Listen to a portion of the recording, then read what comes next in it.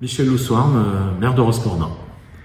Jacques Granoux, je suis le maire délégué de Carneval, la commune associée à Rospordin. Alors c'est vrai, nous on a été élus en juillet 2016, donc on était déjà à la fin du mandat précédent.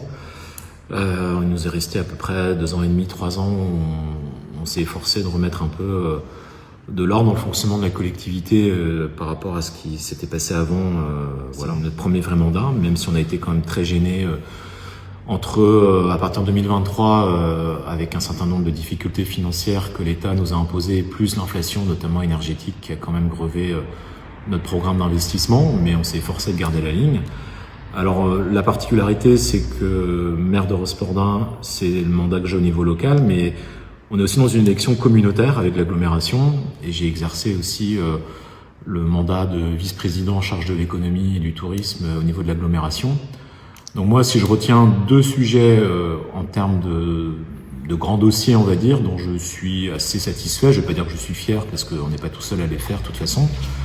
Un dossier dont je suis assez content qu'on a pu le faire avancer à l'échelle de Rospordin, c'est le traitement des friches industrielles qui étaient là pour certaines d'entre elles depuis une 40aine d'années. Et on a pu bien avancer, je pense à la renaturation de Boutet-Nicolas, on a pu raser l'usine, l'ancienne usine Cogan aussi qui a été déconstruite. Donc maintenant on avance dans des nouveaux projets sur ces secteurs qui étaient avant des handicaps pour la ville, donc ça j'en suis plutôt satisfait. Et à l'échelle de l'agglomération, le dossier, il y en a plusieurs évidemment, mais il y en a un qui parlera, j'espère, à beaucoup de monde, c'est d'avoir pu obtenir de sauver 31 hectares de terres agricoles biologiques sur une commune voisine à Melvin. Ça c'est pas neutre, elles auraient pu être utilisées pour d'autres choses que de l'agriculture, et notamment l'agriculture biologique. On a pu négocier avec la Chambre d'agriculture et la SAFER pour pouvoir acquérir ces terrains, 31 hectares de terres biologiques qui sont du coup restés en terres biologiques avec des agriculteurs aujourd'hui qui sont locataires de ces terrains. Donc ça c'est des sujets sur lesquels je suis plutôt content d'avoir pu les mener à leur terme. La ville de Rospordin aujourd'hui, elle est dans un cycle haut en matière d'investissement, puisqu'on a des très grands projets. Le bourg de Carneval, Jacques en parlera sans doute. La question de la passerelle au-dessus de la voie ferrée, la reconversion de friches comme la renaturation. On est dans un cycle haut d'investissement qui est absolument nécessaire pour que la ville puisse se mettre à niveau, que ce soit à Carneval ou à Rospordin. Et au même moment, effectivement, c'est là que l'État nous met aussi des difficultés. La crise des finances publiques de l'État, elle rejaillit sur les communes. Donc nous savons que dans les années à venir, ça n'ira pas en s'améliorant au niveau des dotations de l'État.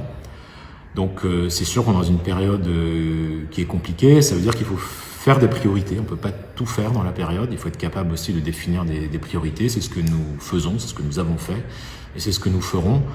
Donc aujourd'hui, la situation, ça passe au niveau des finances, mais il faut rester prudent et ne pas faire de promesses inconséquentes qui grèveraient encore plus les finances et donc à terme le pouvoir d'achat des habitants. Donc c'est de la prudence qui est nécessaire aujourd'hui. C'est une liste qui représente 31 candidats et candidates.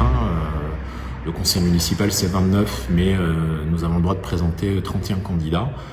On n'a pas eu trop de difficultés au regard de notre bilan à trouver des candidats. Avec un équilibre, me semble-t-il, entre les âges des actifs, des retraités, des gens du secteur privé, des gens du secteur public, et puis bien évidemment un équilibre qui nous semble important à respecter entre Rospordin et Carneval. Effectivement, la particularité de notre collectivité, c'est d'avoir 2 entités, un pôle plus urbain, Rospordin, et un pôle plus rural, Carneval. Et le combat, c'est de veiller à maintenir cet équilibre. Alors les enjeux sont différents entre nos 2 pôles, mais à Carneval, il est essentiel de maintenir un noyau dur de services publics, les écoles, la mairie, l'agence postale, le commerce qui est fragilisé, et on se félicite d'avoir pu rouvrir une boulangerie en 2018, après 3 ans de fermeture. Aujourd'hui, son activité est consolidée et des bonnes nouvelles vont d'ailleurs nous parvenir d'ici peu, puisque le boulanger a fait l'acquisition d'une nouvelle boulangerie à Sker, mais il va conserver son activité à Carneval, c'est-à-dire la fabrication du pain. Un tissu associatif qui est très très riche, qui a émergé ces derniers temps, c'est le festival sous le Moon, hein, qui a lieu au moment de l'Ascension, qui ne cesse de grandir. La municipalité a mis à disposition des infrastructures, donc il n'y a pas que de l'aide en numéraire, il y a aussi de l'aide en termes de logistique. Depuis les évolutions réglementaires et législatives, aujourd'hui il n'y a qu'un seul conseil municipal de 29. Hein. Par le passé, jusqu'en 2014, il y avait 2 secteurs électoraux. Un secteur électoral à Carnéval de 12 élus et de 17 à Rospordin.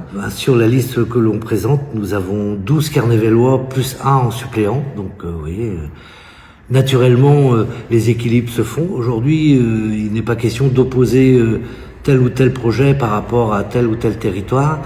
C'est de pouvoir développer tous ces enjeux-là de manière raisonnée et raisonnable. De pouvoir maintenir nos services publics et en premier lieu l'école. Donc la démographie scolaire, c'est un sujet aujourd'hui qui traverse toutes les communes du département et plus encore.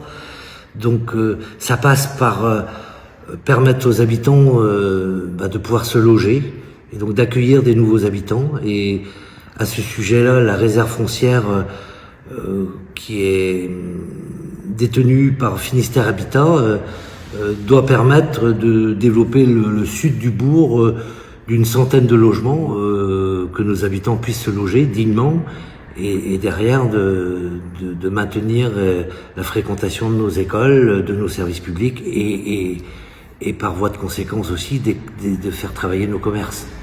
De l'ordre de 6, déclinées en une trentaine d'actions. La première, c'est déjà des actions qui sont engagées et qu'il faut terminer. C'est tout ce qui concerne la modernisation urbaine, le bourg de Carnéval, la renaturation, la passerelle sur la voie ferrée avec l'aménagement d'un parking au nord, le réaménagement du secteur de la rue Alsace-Lorraine. Ça, voilà, c'est le premier point, c'est la modernisation urbaine. Le second, c'est prendre soin des habitants.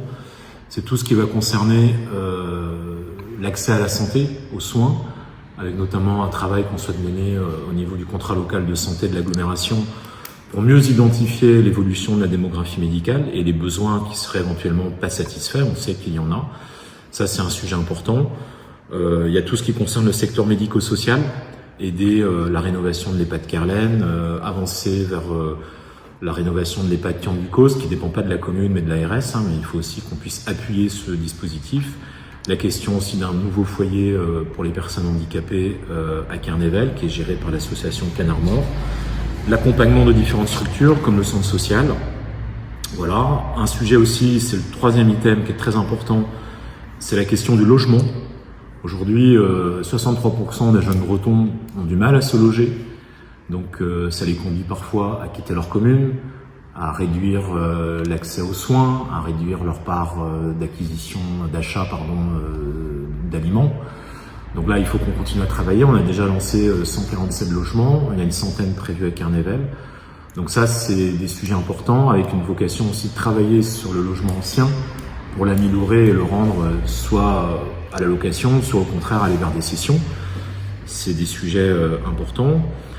Un autre item, c'est la question de la transition écologique. On va proposer, après l'Atlas de la biodiversité communale, nous souhaitons aller vers un plan pour la biodiversité communale, une quinzaine d'actions réalistes et tenables, avec différents aspects sur les ENR, la végétalisation de la ville, c'est des choses qui nous paraissent importantes. La question de la jeunesse aussi, qui a toujours été une priorité et qui le sera toujours. On a un plan d'investissement sur les écoles qui a vocation à se poursuivre, mais c'est aussi d'aider la jeunesse à aller vers la citoyenneté.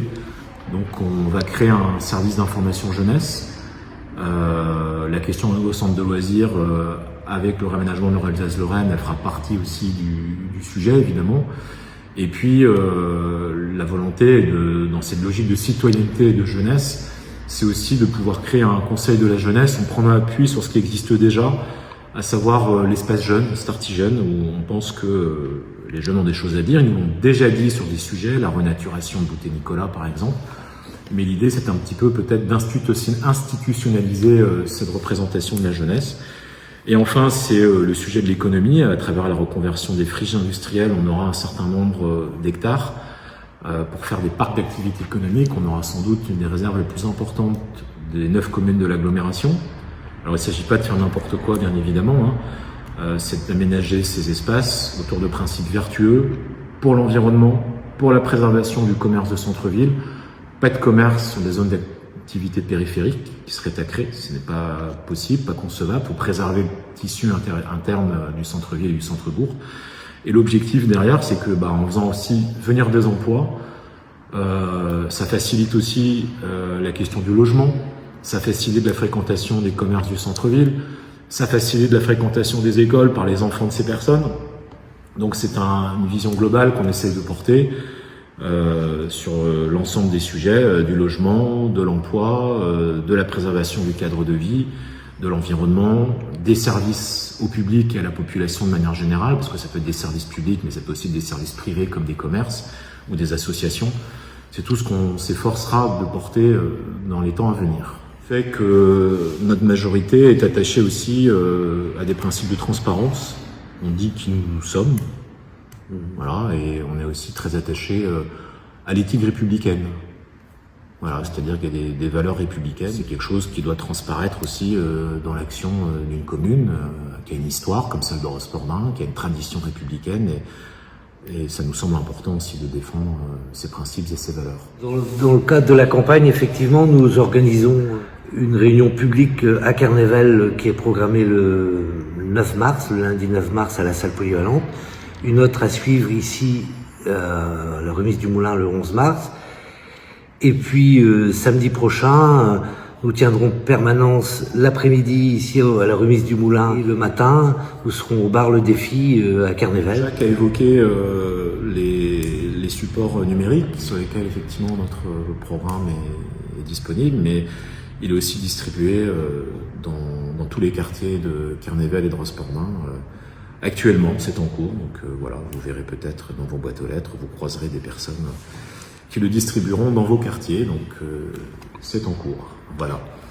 Par rapport à cette communication, nous avons souhaité le faire en 2 temps. Un premier temps avec une phase bilan pour un peu expliquer ce qui a été fait, et puis un deuxième temps à partir d'aujourd'hui, donc les perspectives et ce qu'on envisage de construire pour les 6 ans à venir.